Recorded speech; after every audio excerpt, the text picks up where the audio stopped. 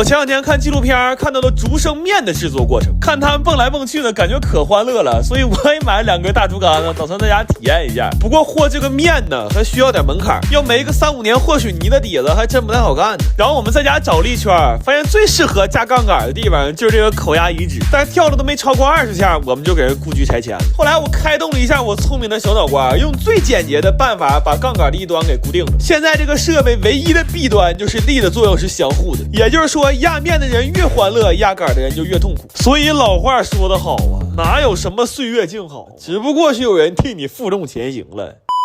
然后这么压太累了，我们其实还尝试了一下豚生面，但这面团太硬了，试了几下之后差点没给后胸磨平了。我看纪录片里讲，老师傅35分钟就能压10斤面，但我们却整整折腾了8个小时。接下来就可以用压面机了。我其实怀疑过这玩意儿是不是从一开始就可以代替竹竿，但人太多我也没敢生长。再一个刀头好像也买错了，这看着也不像竹升面呢，就这宽窄，这怎么看怎么像珠江面呢？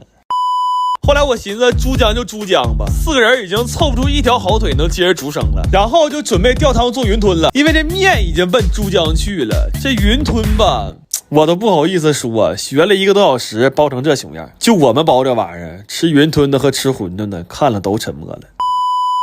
历时了2天1.5夜，我们终于在2伏那天的最后10分钟压哨吃上一口热乎面条，然后在饭店还买了一份云吞面，感觉跟我们做的除了名一样，剩哪儿都不一样。但我坚持认为还是自己做的这份更好吃。不过其实挺好奇的，就是第一个人是怎么想到这种制作方式的呢？但我估计他千想万想，怎么也想不到在几千公里之外的东北，有4个大小伙子差点给他演变成了断子绝孙面。